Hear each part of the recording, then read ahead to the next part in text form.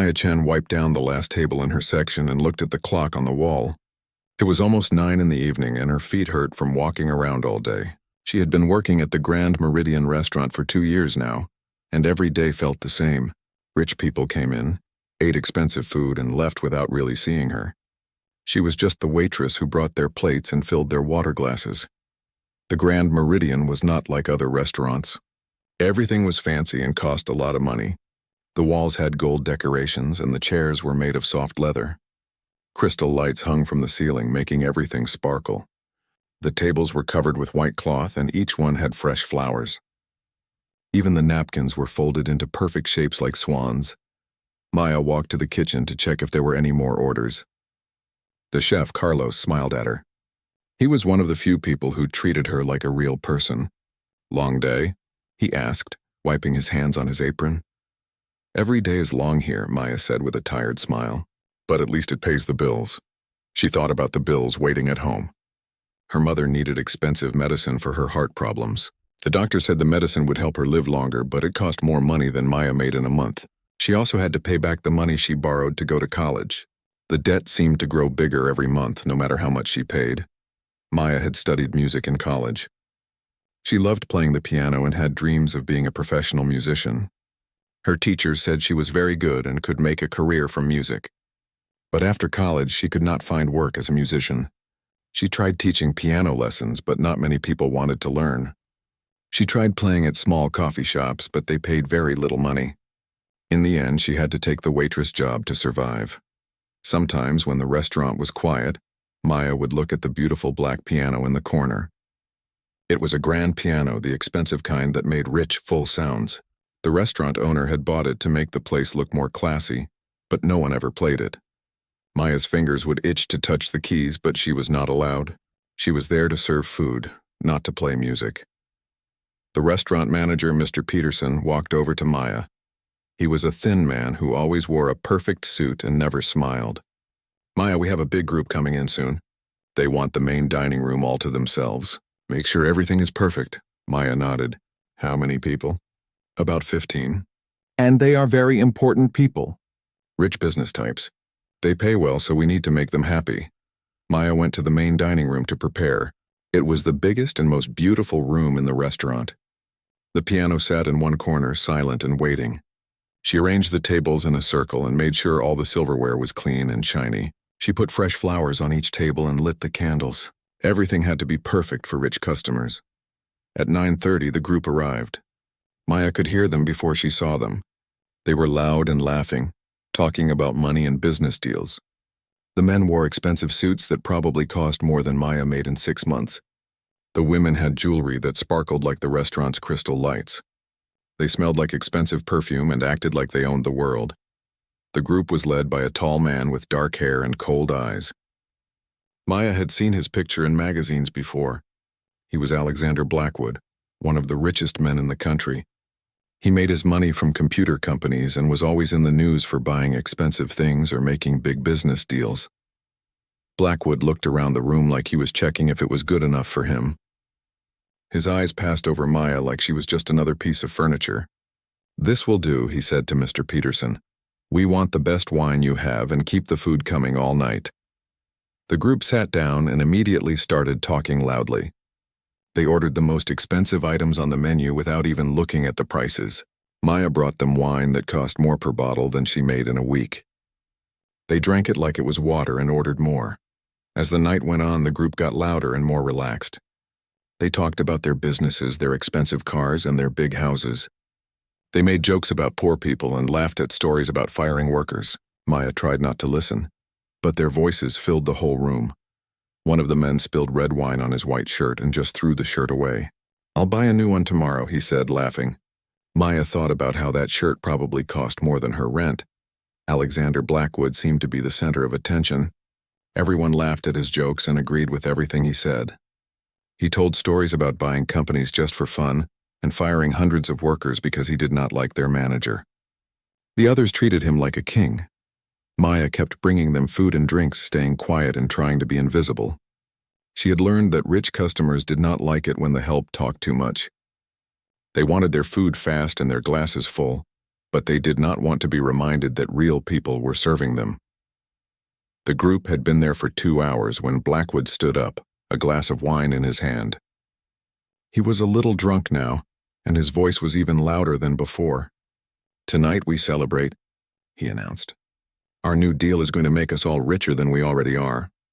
Everyone cheered and clapped. Maya stood by the wall, waiting to see if they needed anything else. She looked at the clock and hoped they would leave soon. Her mother would be worried if she got home too late. But the night was far from over. As Maya would soon learn, some evenings that start ordinary can change everything. The piano in the corner seemed to be waiting, like it knew something important was about to happen. Maya just wanted to finish her work and go home, but fate had other plans for her that night. Alexander Blackwood walked around the dining room with his wine glass, feeling like the king of the world. The wine had made him bold, and he loved being the center of attention. His business friends were all laughing at his stories and treating him like he was the most important person alive. This was how he liked things to be. As he walked, his eyes fell on the grand piano in the corner. It was beautiful and expensive, just sitting there doing nothing. "What a waste," he said loudly, pointing at it with his wine glass. "Why have such a beautiful piano if no one plays it?" Mr. Peterson, the restaurant manager, hurried over when he heard Blackwood talking about the piano. "It's just for decoration, sir," he explained nervously. "It makes the room look more elegant." Blackwood laughed. "Decoration? That's a $50,000 piano. Someone should play it." He looked around the room at his friends. "Can any of you play?" His friends all shook their heads. They were good at making money, but most of them had never learned to play music. One man joked, "I can barely use my phone, let alone play piano." Blackwood's eyes then moved to Maya, who was standing quietly by the wall. She was holding a tray and trying to stay out of the way. "What about you?" he called out to her. "Can you play piano?" Maya felt her heart jump. All eyes in the room turned to look at her.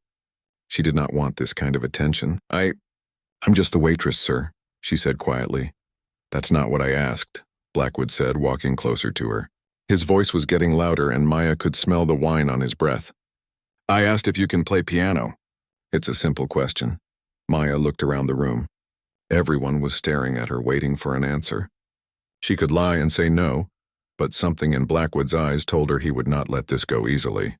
"I studied music in college," she admitted quietly. "Perfect." Blackwood clapped his hands together loudly. "We have our entertainment for the evening." "Sir, I don't think that's a good idea," Mr. Peterson said nervously. "Maya is working tonight. She has tables to serve." Blackwood turned to the manager with cold eyes. "Are we your only customers tonight?" "Well, yes, but then she has time to play for us." Blackwood reached into his wallet and pulled out several $100 bills. He waved them in the air like flags. "I'm willing to pay extra for the entertainment." Maya felt sick to her stomach. She did not want to play for these people. They were not asking her to share her music. They were treating her like a toy for their amusement.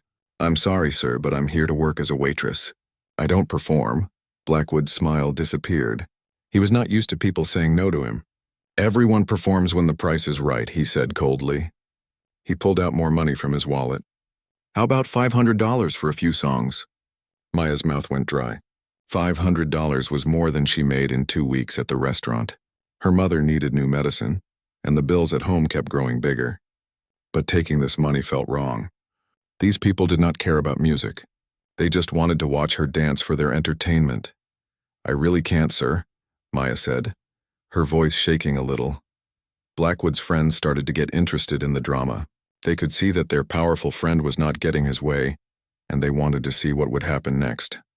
"Come on, Alex," one of the men called out. "If the girl doesn't want to play, let her be." But Blackwood was not ready to give up. He was used to getting whatever he wanted, and Maya's refusal made him angry. $700, he said, pulling out more bills. "That's probably more than you make in a month." Maya felt her face turn red. He was right, and that made it worse. $700 would pay for her mother's medicine for 2 months. It would help with the college debt that followed her everywhere. But the way he was offering it made her feel small and dirty. "The money is tempting, sir, but I'm not comfortable playing in this situation," Maya said, trying to keep her voice steady. Blackwood laughed, but it was not a nice laugh. "Not comfortable?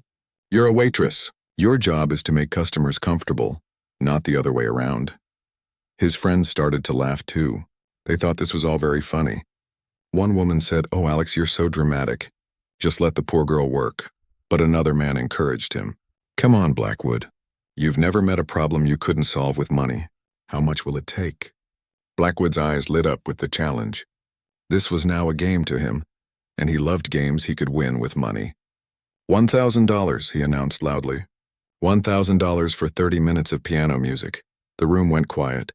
Even his friends seemed surprised by the amount. $1,000 was serious money even for rich people. Maya felt like she could not breathe. $1,000 would change everything for her. It would pay for her mother's medicine for months. It would help her catch up on her college debt. It was more money than she had ever seen at one time. But looking at Blackwood's face, she could see that this was not really about music anymore. This was about power. He wanted to prove that everyone had a price, that everyone would eventually bow down to his money. He wanted to buy her dignity and make her perform like a trained animal. "I understand it's a lot of money, sir," Maya said carefully, "but I really don't think this is appropriate." Blackwood's face turned red with anger. He was not used to being refused, especially by someone he thought was beneath him. "Appropriate?" he said loudly. "You're a waitress. You exist to serve people like me. Playing piano is just another way to serve." Mr. Peterson stepped forward, looking very uncomfortable. "Mr. Blackwood, perhaps we could arrange for a professional pianist to come another evening." "I don't want a professional pianist another evening," Blackwood shouted. "I want her to play now." He pointed at Maya like she was not even a real person. Maya felt tears starting to form in her eyes, but she tried not to let them show. She thought about her mother at home, probably worrying about money and taking her pills that cost so much. She thought about the bills that kept coming every month no matter how hard she worked. $1,500, Blackwood said suddenly. His voice was quieter now, but more dangerous. "Final offer. Take it or leave it." The room was completely silent now. Everyone was watching to see what Maya would do. Some of Blackwood's friends looked uncomfortable, but none of them said anything to stop him. They were all too afraid of making him angry. Maya looked at the piano in the corner. It was beautiful and probably had not been played in months.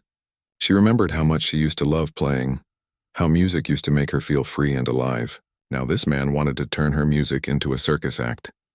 But $1,500. It was more money than she could imagine.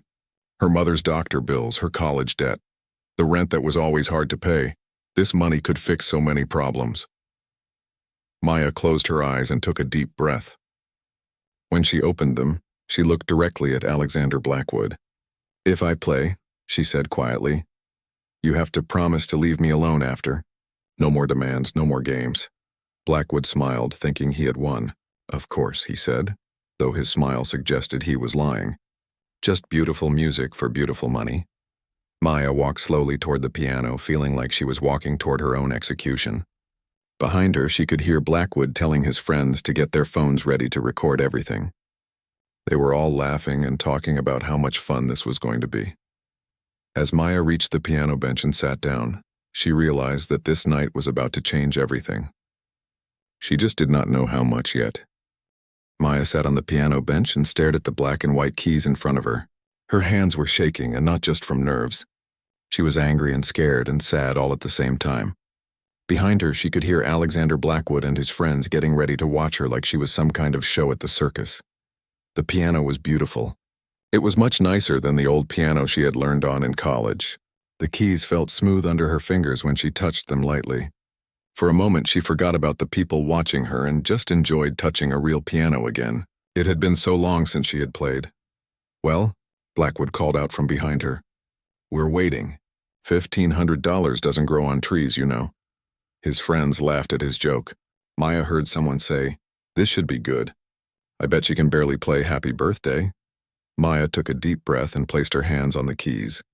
She decided to start with something simple and safe, a piece by Mozart that most people knew. It was pretty music that would not cause any trouble. She just wanted to get through this and collect the money so she could go home. As soon as she started playing, the talking behind her got louder instead of quieter. Blackwood and his friends were not really listening to the music. They were talking about her. Look at her hands shake, one woman said with a laugh. She's so nervous. Well, she should be nervous, Blackwood replied loudly. This is probably the biggest audience she's ever had. Maya tried to focus on the music, but their voices kept breaking through. She made a small mistake in the melody and immediately heard someone comment on it. Oops, there goes our money's worth, a man said. Maybe we should ask for a refund, another person joked. Maya's face felt hot with embarrassment. These people had no respect for music or for her. They were treating her like entertainment at a party, not like a human being trying to do something beautiful. She finished the Mozart piece and hoped that would be enough. But Blackwood was not satisfied. That was nice, he said in a voice that made it clear he did not really mean it. But I think we need something with more energy. Something that shows us what $1,500 can really buy. Maya turned around to look at him. Sir, I played a complete piece. That's what you asked for. Blackwood walked closer to the piano.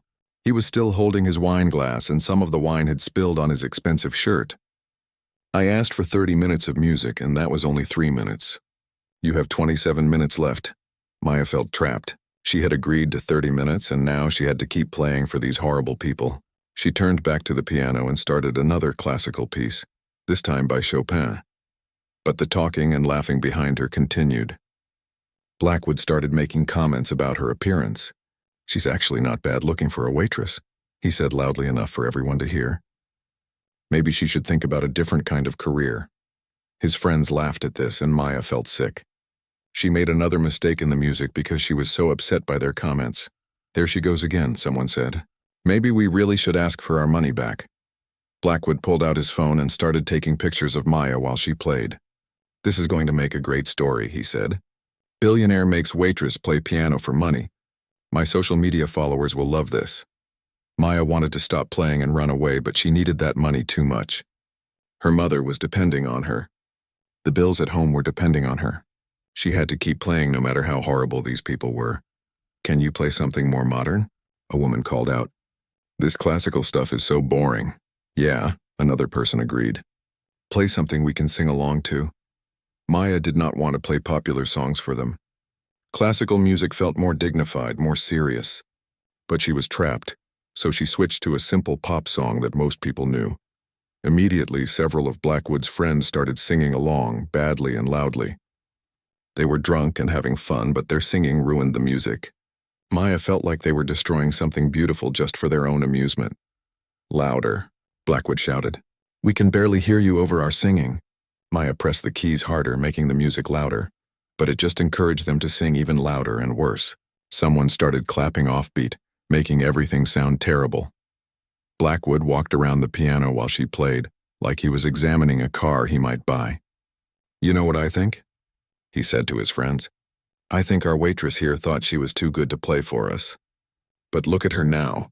Everyone has their price. Maya's hands were really shaking now, and she made several mistakes.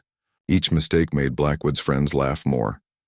Maybe we should give her some tips, one man said. He pulled out a $20 bill and threw it at Maya. It landed on the piano keys, interrupting her playing. Great idea, Blackwood said. He pulled out some of the $100 bills he had been waving earlier and threw them at Maya, too. Dance for your money, little waitress. More people started throwing money at her. Bills landed on the piano, on her lap, and on the floor around her. Maya felt like crying, but she kept playing because she needed every dollar they threw. This is how the world really works, Blackwood announced to his friends. Rich people pay, poor people perform. It's always been this way. Maya finished the pop song and started another one, hoping to fill up the 30 minutes as quickly as possible. But every minute felt like an hour. The comments kept coming. The money kept flying through the air, and her dignity kept disappearing piece by piece. Play something romantic, a woman called out. Something we can dance to. Two of the couples started slow dancing near the piano while Maya played. They were not really dancing. They were just moving around and laughing. One man pretended to trip and knocked over a wine glass, spilling red wine on the white carpet. Oops, he said, laughing. Good thing we're not the ones who have to clean that up. Everyone thought this was very funny. Maya realized that they saw her as the same as the people who would have to clean up their mess, just hired help who existed to serve them and clean up after them. Blackwood sat down in a chair near the piano and watched. Maya like she was a television show. "You know what's funny?" he said to his friends. "She probably makes more money in these 30 minutes than she makes in a whole month of serving food. We're actually helping her." Maya wanted to scream that she did not want their help, that she wanted to be left alone to live her life with dignity, but she could not scream because she needed their money. She was trapped by her own need, and they all knew it.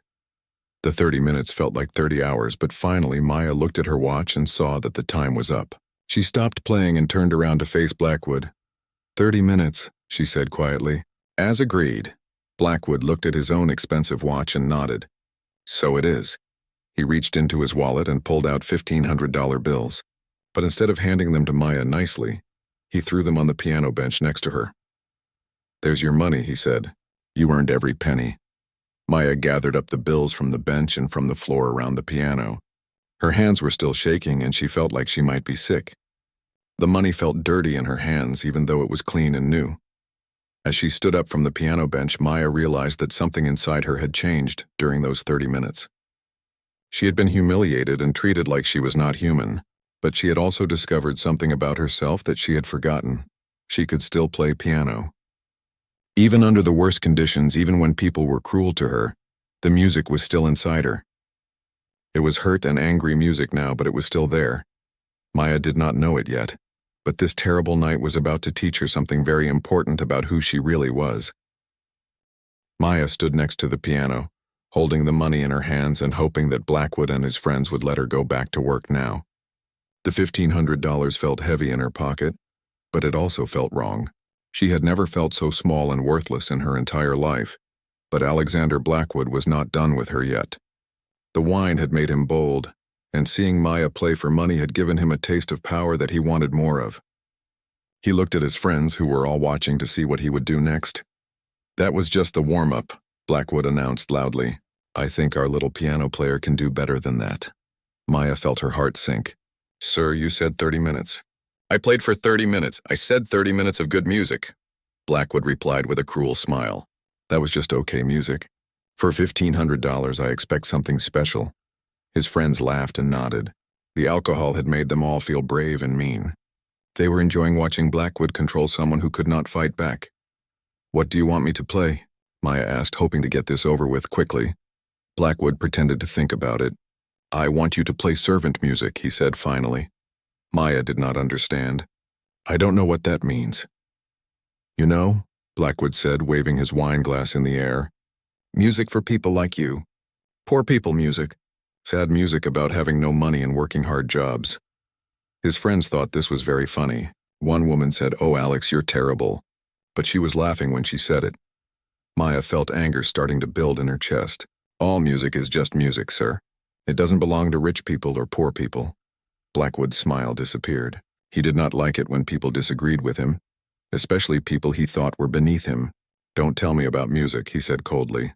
"I could buy 100 pianos if I wanted to. I could buy this whole restaurant. I could probably buy you." The room got very quiet. Even his friends seemed uncomfortable with what he had just said. But none of them told him to stop. Maya felt like she had been slapped. "You cannot buy people, sir. That's not how the world works, isn't it?" Blackwood asked. He pulled out his wallet again and waved more money in the air. "Didn't you just play piano for me because I offered you money? Didn't you do exactly what I wanted because I paid you?" Maya could not answer because she knew he was right. She had played for him because she needed the money. In a way, he had bought her for 30 minutes. "Play something that shows everyone here what kind of person you really are," Blackwood continued. "Play music that reminds us all why you're serving food while we're eating it." Maya felt tears starting to form in her eyes. She tried to blink them away because she did not want to cry in front of these people. But Blackwood's words hurt more than she expected. One of the men in the group held up his phone. "This is getting good," he said. "Everyone's going to want to see this video." "Put that away," Maya said quickly. "Please don't record this." But the man just laughed. "Too late," he said. "I've been recording since you started playing. This is going to be famous on the internet." Maya felt panic rising in her chest. She thought about her mother seeing a video of her being humiliated like this. She thought about everyone she knew watching her be treated like an animal at the zoo. "Please," she said to Blackwood. "I played for 30 minutes like we agreed. I took your money. Can this please be over now?" Blackwood looked at her like she was something disgusting he had found on his shoe. "You took my money, but you didn't earn it," he said. "Real entertainment requires real effort. So far you've just been playing pretty little songs like a music box." He walked closer to the piano and put his wine glass down on top of it, leaving a wet ring on the beautiful wood. "I want you to play like your life depends on it," he said. "Because maybe it does." Maya did not understand what he meant, but something in his voice scared her. "What do you mean?" Blackwood smiled, but it was not a nice smile. "I mean that I could make one phone call and have you fired from this job tonight. I could make sure you never work in any nice restaurant in this city again." Maya felt like the room was spinning. She needed this job. Without it, she and her mother would lose their apartment. They would have no money for food or medicine or anything else they needed to survive. "You wouldn't do that," Maya said, but her voice was shaking. "Wouldn't I?" Blackwood asked. "I've done worse things for less reason. Ask anyone here. They'll tell you stories about people who crossed me and what happened to them." His friends nodded and made sounds of agreement. They were all looking at Maya like she was prey and they were hunters. Maya realized that she was in real danger now. This was not just about playing piano anymore.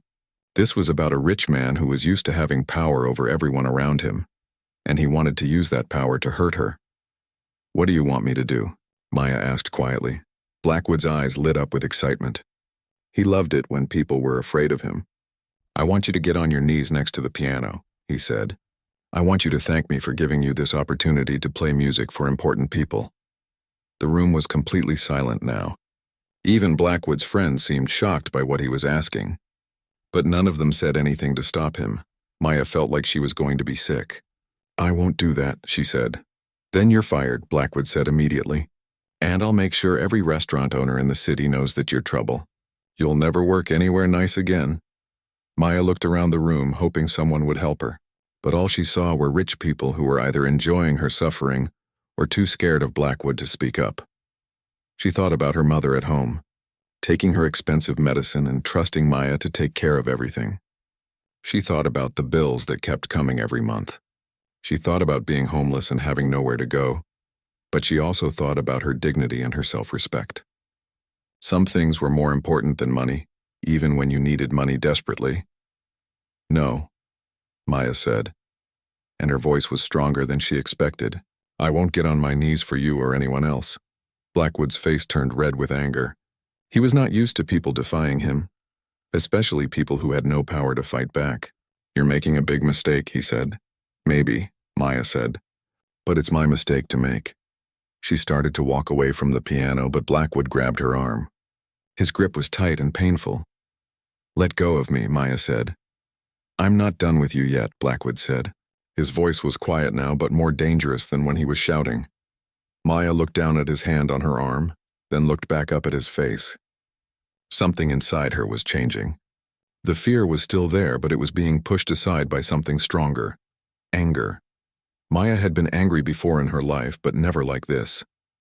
This was the kind of anger that came from being pushed too far by someone who thought they could do anything they wanted, just because they had money.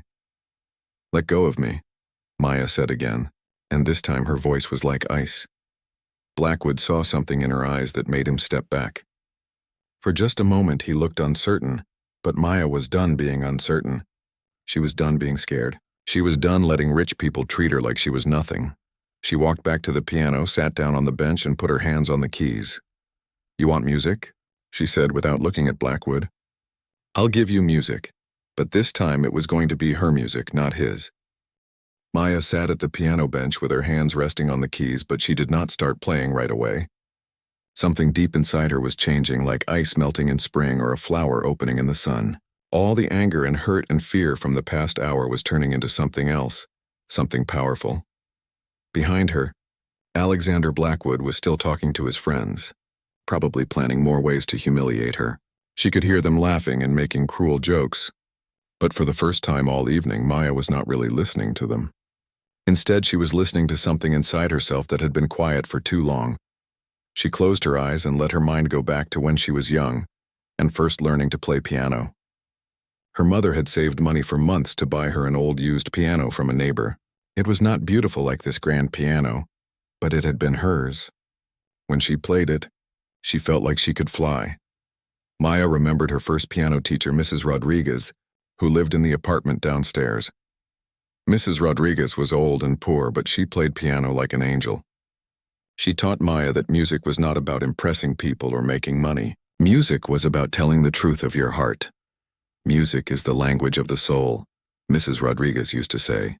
When you play from your soul, people will hear it and understand even if they don't want to. Maya had forgotten those words during the years of working and struggling and trying to survive. But now, sitting at this beautiful piano with these horrible people behind her, she remembered. She thought about her mother, who had worked 2 jobs to pay for Maya's piano lessons. Her mother cleaned offices at night and worked in a grocery store during the day. But she never complained. She always said that Maya's music made all the hard work worth it. Maya thought about all the times she had wanted to quit, when the college debt seemed too big and the music seemed too hard. Her mother always told her the same thing. Your music is a gift, Maya. Don't let the world make you forget that. The world had tried to make her forget. Bills and rent and medical costs had pushed her music into a small corner of her life. She had been so busy trying to survive that she had stopped really living. But now, with her hands on these piano keys, Maya felt something waking up inside her. It was like a sleeping giant opening its eyes. Are you going to play or not? Blackwood called out impatiently. We don't have all night. Maya opened her eyes, but she did not turn around to look at him. Instead, she looked at her hands on the piano keys. They were good hands, strong from years of carrying heavy trays, but still gentle enough to make beautiful music. For the first time in years, Maya was not thinking about money or bills or what other people wanted from her. She was only thinking about music. She started to play, but not the simple songs she had been playing before. This time she played something she had written herself in college, a piece she had never played for anyone else because it was too personal, too real. The melody started soft and sad, like rain on a window. It was the sound of loneliness and struggle and dreams that seemed too far away to touch. Maya poured all of her pain into the music. The pain of working jobs she hated, the pain of watching her mother get sick, the pain of feeling like she was not good enough for the life she wanted. But as the music continued, it began to change. The sad melody grew stronger and more beautiful. It became the sound of someone who refuses to give up, someone who keeps fighting even when everything seems hopeless. Maya was not playing for Blackwood and his friends anymore. She was playing for her mother, who had sacrificed everything for her daughter's dreams. She was playing for Mrs. Rodriguez, who had taught her that music was sacred. She was playing for every person who had ever been told they were not good enough, not important enough, not worth enough to matter. Behind her, the talking had stopped. Maya could feel the change in the room, but she did not look back. She was too deep in the music now to care about anything else. The melody climbed higher and became more complex. Maya's fingers moved across the keys like they had minds of their own. This was not the careful, safe playing she had done earlier. This was wild and free and completely honest. The music told the story of a little girl who dreamed of playing piano for people who would listen with their hearts. It told the story of a young woman who worked in restaurants to pay for college, who studied music while her classmates partied, who believed that art mattered more than money. It told the story of dreams that got buried under bills and responsibilities, but never really died. It told the story of talent that was ignored by people who only cared about wealth and status, and it told the story of right now, this moment when Maya was remembering who she really was underneath all the worry and fear. The music filled the entire restaurant. It poured out of the grand piano like water from a broken dam. Maya had forgotten how good it felt to really play, to let the music flow through her without holding anything back. She played melodies that made her think of flying. She played rhythms that sounded like a heart beating strong and proud. She played harmonies that were like colors painting the air. For the first time in years, Maya felt completely alive. Every cell in her body was singing along with the piano. This was what she had been born to do, and no amount of money or humiliation could take that away from her. The piece she was playing had been written during her darkest time in college, when she was failing her classes and running out of money and wondering if she should just give up on music forever. But she had poured all of that darkness into this song, and somehow it had become beautiful. Maya realized that all of her suffering, the bills, the boring job, the sick mother, even tonight's humiliation, had not been for nothing. It had all been preparation for this moment when she would finally play her truth for the world to hear. She could feel tears running down her face, but they were not tears of sadness anymore. They were tears of recognition, like meeting an old friend after years apart. The music was building to its climax now. Maya's whole body was moving with the rhythm. Her heart was pounding in time with the melody. She felt like she was not just playing the piano. She was becoming the music itself. Behind her, the room was completely silent except for the sound of the piano. Maya had no idea what effect her playing was having on the people listening, and she did not care. For the first time all evening, she was not performing for them. She was simply being herself. The music reached its peak and then began to settle into something softer but no less powerful. Maya felt like she was coming home to herself after a long journey in a foreign country. She was no longer the scared waitress who had sat down at this piano an hour ago. She was Maya Chen, musician, Maya Chen, artist, Maya Chen, a person whose soul was too big and too beautiful to be bought with money. As the music moved toward its ending, Maya felt something she had not felt in years. Peace. Not the peace of giving up, but the peace of finally remembering who she was and what she was capable of. The last notes hung in the air like stars in a dark sky. Maya sat with her hands still on the keys, feeling the vibrations of the music slowly fade away. For a long moment, the only sound in the room was the soft hum of the air conditioning and Maya's own breathing. Then slowly, Maya lifted her hands from the piano keys and turned around to face the room. What she saw there would surprise her more than anything that had happened all evening. Maya turned around slowly, expecting to see the same cruel faces that had been mocking her all evening. She was ready for more insults, more laughter, more humiliation, but what she saw instead made her heart stop. The room was completely silent, not the uncomfortable silence of people who were bored or waiting for something to end, but the deep, profound silence of people who had just witnessed something that changed them. Alexander Blackwood was still standing where he had been before, but he looked completely different. His arrogant smile was gone. His wine glass hung forgotten in his hand, and some of the wine had spilled onto his expensive shoes without him noticing. His face was pale, and his eyes were wide with something that looked almost like fear. His friends were equally transformed. The woman who had been laughing at Maya's nervousness earlier now had tears streaming down her face. She was trying to wipe them away quietly, as if she was embarrassed by her own emotion. The man who had been recording everything with his phone had put the device down and was staring at Maya like he was seeing her for the first time. His mouth was slightly open and he seemed to have forgotten how to speak. Even the other couples who had been dancing and joking around were now standing perfectly still. Some of them were holding hands, but not in a playful way. They were holding hands like people do when they are scared or moved by something bigger than themselves. Maya had never seen rich people look so human. Their expensive clothes and jewelry suddenly seemed like costumes they were wearing, and underneath those costumes were just regular people who could be touched by beauty, the same as anyone else. But it was not just Blackwood's group that had been affected. Maya noticed that other people had come into the restaurant while she was playing. The kitchen staff was standing in the doorway, still wearing their aprons. Carlos, the chef, was there with tears in his eyes. Even Mr. Peterson, the cold manager, was standing against the wall with a look of complete amazement on his face. Someone had opened the doors to the street, and people passing by had stopped to listen. Maya could see them crowded in the doorway. Homeless people, taxi drivers, young couples on dates, elderly people walking their dogs. All of them had been drawn by the music, and now they were all staring at her with the same expression of wonder. Maya realized that her music had done something she never expected. It had erased all the lines between rich and poor, important and unimportant, powerful and powerless. For those few minutes while she was playing, everyone in the room had been equal. They had all been just human beings listening to something beautiful. The silence stretched on and on. Maya began to feel nervous again, but in a different way than before. This was not the nervousness of being humiliated. This was the nervousness of someone who had just revealed their deepest self to a room full of strangers. Finally, one person started to clap. It was the homeless man standing in the doorway. His clothes were dirty and torn, and his hands were rough from living on the streets, but he was clapping slowly and respectfully like he was in church. The clapping spread through the room like a wave. Carlos started clapping, then Mr. Peterson, then the other kitchen staff. The people from the street joined in, and finally, Even some of Blackwood's friends began to applaud. But it was not the kind of clapping you hear at concerts or parties. This was quiet, almost reverent applause.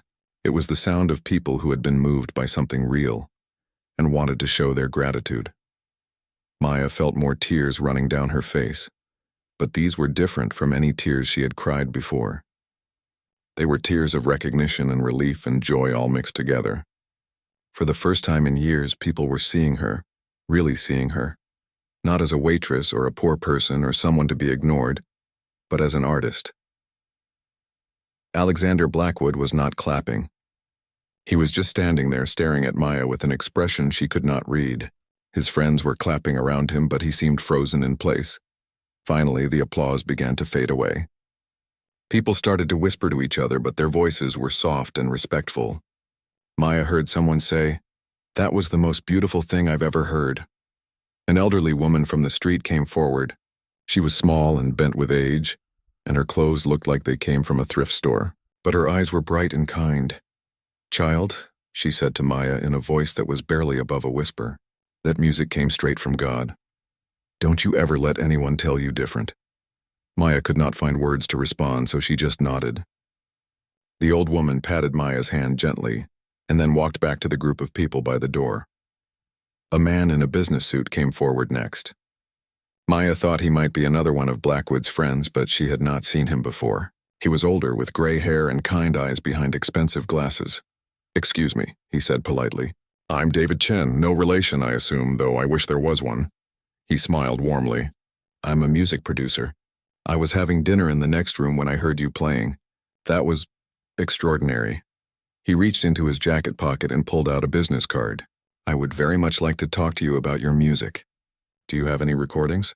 Any other original compositions?" Maya took the card with shaking hands. She had dreamed of this moment for years, but it had never happened like this. I have some songs I wrote in college," she said quietly. "I would love to hear them," David Chen said. "When you're ready, of course. There's no pressure. But talent like yours doesn't come along very often." Maya looked at the business card. It was simple and elegant, with just his name and phone number. But to Maya, it felt like a key to a door she had thought was locked forever. More people came forward to speak to her. The taxi driver wanted to tell her that her music reminded him of his mother's lullabies. A young couple said they had been fighting before they heard her play, but now they just wanted to hold each other. Even some of the kitchen staff came over to tell Maya how much her music had meant to them. Carlos hugged her and whispered, "I knew you were special. I could see it in your eyes." Through all of this, Alexander Blackwood remained frozen in place. His friends had started talking among themselves, but they kept looking at him with concern. Something had happened to him during Maya's performance, and everyone could see it. Finally, when most of the crowd had dispersed and only a few people remained, Blackwood approached the piano. His steps were slow and uncertain, like a man walking through a dream. Maya tensed up, expecting him to say something cruel or try to take back his earlier humiliation. But when Blackwood reached the piano, he did something that shocked everyone in the room. He sat down heavily in a chair next to the piano and put his head in his hands. "I'm sorry," he said, and his voice was so quiet that Maya had to lean forward to hear him. "I'm so sorry." Maya stared at him. This was not the arrogant, cruel man who had forced her to play for money. This was someone who looked broken and ashamed. "I don't understand," Maya said. Blackwood looked up at her, and Maya saw that his eyes were red with tears he was trying not to shed. "Your music," he said, It reminded me of something I had forgotten." "What did it remind you of?" Blackwood was quiet for a long moment. When he spoke again, his voice was filled with pain. "It reminded me that I used to be human." Maya did not know what to say to that. She just sat on the piano bench and waited for him to continue. "I used to play piano too," Blackwood said finally. "When I was young, before I cared about money and power and impressing people, I played because it made me feel alive." He looked at the piano with an expression of deep sadness. "I haven't felt alive in years." Maya realized that her music had not just affected the poor people in the room. It had also reached the richest, most powerful person there. Maybe it had reached him most of all, because he had the furthest to fall. Maya sat at the piano, still trying to understand what had just happened. The room that had been filled with cruel laughter an hour ago was now quiet and peaceful. People were speaking in soft voices, and many of them kept looking at her with expressions of wonder and respect. Alexander Blackwood was still sitting in the chair next to the piano with his head in his hands. Maya could see that he was struggling with something deep inside himself. Part of her wanted to feel sorry for him, but another part of her was still angry about how he had treated her. "I don't expect you to forgive me," Blackwood said without looking up. "What I did to you tonight was horrible. I turned something beautiful into something ugly, and I'm ashamed of myself." Maya did not know how to respond. She had never heard a rich person apologize to her before, especially not someone as powerful as Blackwood. David Chen, the music producer, came back over to the piano. He had been talking quietly with some of the other people in the room, and now he looked excited. "Maya," he said, "I hope you don't mind, but I took the liberty of recording the last few minutes of your performance on my phone. Not to share with anyone," he added quickly when he saw her concerned expression, "but because I wanted to capture it for myself. It was too beautiful to lose." Maya felt nervous about being recorded, but David Chen seemed different from Blackwood's friends. He looked at her like she was an artist, not entertainment. "Would you be willing to come to my studio next week?" David asked. "I would love to hear more of your original compositions, and I'd like to introduce you to some other musicians who I think would appreciate your talent." Maya felt like she was dreaming. "You really think my music is good enough?" "Good enough?" David laughed gently. "Maya, your music is extraordinary. You have a gift that most people spend their whole lives trying to develop. The emotion in your playing, the way you tell a story with melody, that can't be taught. You either have it or you don't, and you definitely have it." One of the women from Blackwood's group approached them hesitantly. She was the one who had been crying during Maya's performance. Her makeup was smeared, but she did not seem to care. "Excuse me," she said to Maya. "I wanted to apologize for my behavior earlier. We were all acting terribly, and I'm ashamed of myself." She reached into her purse and pulled out a checkbook. "I know this doesn't make up for what we did, but I want to contribute to your music career. Consider it an investment in something beautiful." She wrote out a check and handed it to Maya. When Maya looked at it, she gasped. The woman had written a check for $5,000. "I can't take this," Maya said, trying to hand the check back. "Please," the woman said. "I'm Sarah Morrison. I run a foundation that supports young artists. This is not charity. This is recognition of talent. You deserve every opportunity to share your gift with the world." More of Blackwood's friends came forward. Maya realized that her music had affected all of them in different ways. Some wanted to apologize, others wanted to help, and a few just wanted to tell her how much her playing had moved them. The man who had been recording everything with his phone approached her with an embarrassed expression. "I deleted the videos I took earlier," he said. "They were cruel and wrong, but with your permission, I would like to share the recording I made of your last song, not to embarrass you, but to honor what you did here tonight." Maya thought about it.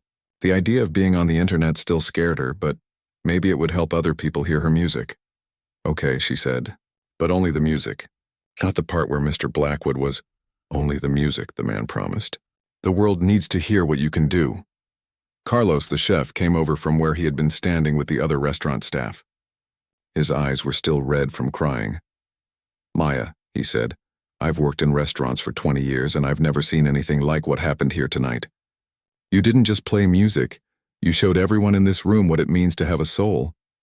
Mr. Peterson, the manager, approached more cautiously. Maya expected him to be angry about the disruption to the restaurant, but instead he looked amazed. "Maya," he said, "I owe you an apology. I've been treating you like just another employee, but you're clearly much more than that. If you're willing to stay on while you pursue your music career, I'd like to give you a raise and more flexible scheduling." Maya was overwhelmed by all the attention and kindness. After years of being ignored and dismissed, suddenly everyone wanted to help her and support her dreams. The homeless man who had started the applause was still standing by the door. Maya walked over to him, leaving the others talking by the piano. "Thank you," she said to him. "You were the first person to clap." The man smiled, showing several missing teeth. "I know good music when I hear it," he said. "I used to play guitar before things went wrong in my life. Your playing reminded me why I loved music in the first place." Maya reached into her pocket and pulled out some of the money that Blackwood had thrown at her earlier. She tried to give it to the homeless man, but he shook his head. "Keep your money," he said. "You earned it with your talent. Not because someone was trying to humiliate you, but I'll tell you what, when you're famous someday, maybe you can play a concert for people like me. People who don't usually get to hear beautiful music. Maya promised that she would, and she meant it. David Chen came over to them. Maya, I hate to interrupt, but I wanted to give you my personal phone number as well as my business number. He wrote on the back of his card, I have a feeling that your life is about to change very quickly, and I want to make sure you have someone you can trust to help guide your career. Maya took the card gratefully. Why are you being so nice to me? You don't even know me, David smiled. I've been in the music business for 30 years and I've heard thousands of talented musicians. But very few of them have what you have, the ability to touch people's hearts and remind them of their own humanity. That's not just talent, Maya, that's a calling. As the evening continued, more people shared their stories with Maya. She learned that several people in the room had given up their own artistic dreams to pursue more practical careers. Her music had reminded them of what they had lost, and some of them were already thinking about how they might find their way back to their passions. Alexander Blackwood finally stood up from his chair. He looked older than he had at the beginning of the evening, but also somehow more real. He approached Maya slowly, like he was afraid she might run away. Maya, he said, I know I have no right to ask this, but could I shake your hand? Maya studied his face. She could see that something fundamental had changed in him. The arrogance was gone, replaced by something that looked like humility. She extended her hand and Blackwood shook it gently. Thank you, he said. You gave me something tonight that I didn't even know I was missing. What was that? Maya asked. Blackwood thought for a moment. You reminded me that there are things in this world that can't be bought or sold or owned. Things that are more valuable than all the money I've ever made. He reached into his wallet and pulled out all the money he had left. Several $1,000s in cash. I want you to have this, he said, not as payment for playing music, but as an investment in beauty. Use it to record your songs or to help your mother or for whatever you need to keep making music. Maya looked at the money, then back at Blackwood's face. Are you sure? I've never been more sure of anything, Blackwood said. Money is the only thing I know how to give, but for the first time in years, I'm giving it for the right reasons. Maya took the money. But she also did something that surprised everyone, including herself. She hugged Alexander Blackwood. Thank you, she whispered, and I forgive you. Blackwood's eyes filled with tears that he no longer tried to hide. I don't deserve your forgiveness, but I'm grateful for it. As the evening wound down, Maya realized that everything in her life had changed in the space of a few hours.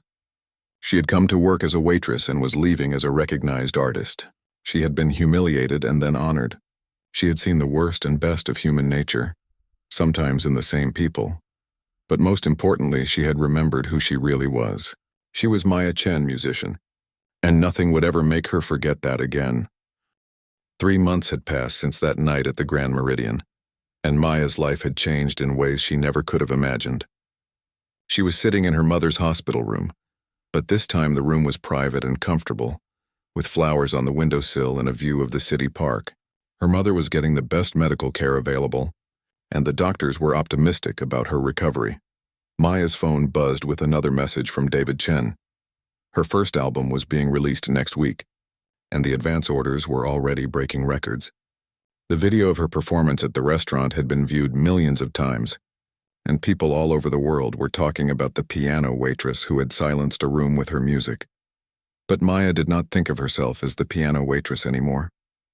She was simply Maya Chen, professional musician. How are you feeling about the concert tomorrow night? Her mother asked from the hospital bed. She looked much better than she had 3 months ago. The expensive treatments were working and her color had returned to normal. Nervous, Maya admitted, but excited too. I never thought I would be playing at Lincoln Center. Her mother smiled. Mrs. Rodriguez would be so proud. She always said you would play for important people someday. Maya had visited Mrs. Rodriguez's grave the week before and played her favorite song on a small keyboard she brought with her. It felt like completing a circle that had started years ago in a small apartment with an old piano. The money from that night at the restaurant had changed everything.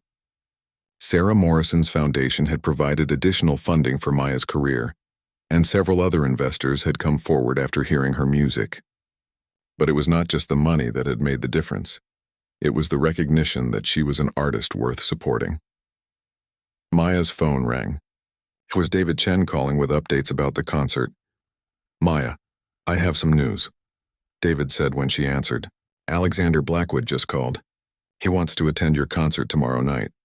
Maya felt her stomach tighten.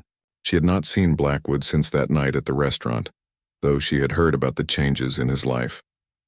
The video of her performance had included enough footage of his behavior to cause a public scandal. Social media had been brutal in its criticism of how he had treated her. "What did you tell him?" Maya asked. "I told him it was your decision," David replied. "He's not asking for special treatment or VIP access. He just wants to buy a ticket like anyone else and listen to your music." Maya thought about it. Part of her was still angry about that night, but another part of her was curious about what had happened to Blackwood since then. "Let him come," she decided, "but no special privileges." "Understood," David said. "Oh, and Maya? The guest list for tomorrow night is incredible. We have musicians, artists, politicians, and even some royalty. But you know what makes me happiest? We also have tickets set aside for the homeless shelter, the hospital workers, and the restaurant staff from the Grand Meridian. Your music is bringing people together who would never normally be in the same room." After Maya hung up, she told her mother about Blackwood wanting to attend the concert. "Do you think you can forgive him completely?" her mother asked. Maya considered the question. "I think I already have," she said. "That night was terrible, but it also led to everything good that's happened since. Maybe it needed to happen exactly the way it did." The next evening, Maya stood backstage at Lincoln Center, looking out at the audience through a crack in the curtain. The concert hall was packed with over 2,000 people. She could see familiar faces scattered throughout the crowd. Carlos the chef, Mr. Peterson from the restaurant, Sarah Morrison, and many others who had been there that night.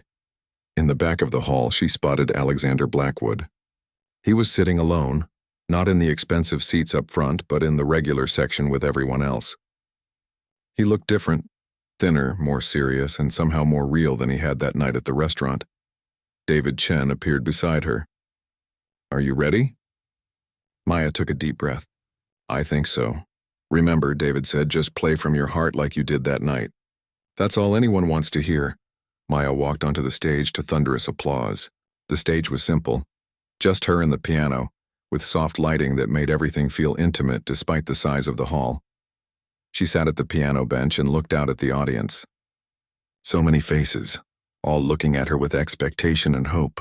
3 months ago, she had been invisible to most of these people. Now they had come specifically to hear her music. "Good evening," Maya said into the microphone. Her voice was steady and clear. 3 months ago, I was working as a waitress and wondering if I would ever get to share my music with the world. Tonight I'm here because sometimes the worst moments in our lives can lead to the best ones." She began to play, starting with the same piece she had played that night at the restaurant, the one that had changed everything. But this time she was not playing from anger or desperation. She was playing from joy and gratitude and hope. The audience was completely silent, just as the restaurant had been that night. But this silence was different. It was the silence of people who had come specifically to hear something beautiful, not the shocked silence of people who had accidentally witnessed it. Maya played for an hour, performing her original compositions and a few classical pieces that had special meaning to her. She told the stories behind some of the songs, how they were written, what they meant to her, how they connected to her journey from waitress to professional musician. When she finished her final piece, the audience erupted in applause that seemed to go on forever. People were standing, cheering, and many were crying. Maya had never felt so connected to so many people at once. As the applause finally died down, Maya spoke into the microphone one last time. "Music has the power to change us," she said. "It can take our pain and turn it into beauty. It can remind us of who we really are underneath all the roles we play and the masks we wear. Tonight I want to thank everyone who helped me remember that I am a musician, and I want to thank those who forgot their own humanity for a while, because sometimes we need to get lost before we can find our way home." She looked directly at Alexander Blackwood as she said this. Even from the stage, she could see that he was crying. After the concert, there was a reception in the lobby of Lincoln Center. Maya was surrounded by people who wanted to congratulate her and talk about her music. Critics were comparing her to the great composers, and several recording companies were trying to compete for her next album. Through the crowd, Maya saw Alexander Blackwood approaching. People moved aside to let him through, but not because they were impressed by his wealth and power. The video from the restaurant had made him infamous, and many people were watching to see what he would do. Blackwood stopped a few feet away from Maya and waited for her to acknowledge him. When she turned to face him, he spoke quietly so that only she could hear. "Thank you," he said simply. "For what?" Maya asked. "For showing me that I could still be changed," Blackwood replied. "Your music that night broke something open in me that I thought was dead forever." Maya studied his face. The arrogance and cruelty were completely gone. In their place was something that looked like wisdom earned through suffering. "What have you been doing these past 3 months?" she asked. Blackwood smiled sadly. "Learning how to be human again. I've been selling most of my companies and giving the money away. I've been apologizing to people I've hurt over the years. And I've been taking piano lessons again." "Piano lessons?" "Your music reminded me that I used to love playing when I was young.